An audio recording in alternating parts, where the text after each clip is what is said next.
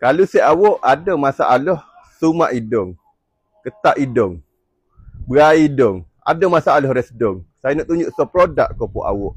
Ni geng. FD Oil. Ni. Tu. Saya awak boleh baca dia punya cara guna dia. Dia punya ramuan. Tu geng. Okey. Jadi geng, benda ni setiap hari saya pakai. Cara guna dia ni saya tunjuk kepada awak. Cara pakai dia. Saya pakai lagu ni. Dia pakai di bahagian luar dia. Memang sedap dia punya bam. Lepas tu geng, saya boleh pakai lagu ni. Saya boleh pakai banyak tengok. Ini gatal ke dia. Saya letak. Selain tu tekuk pun boleh pakai.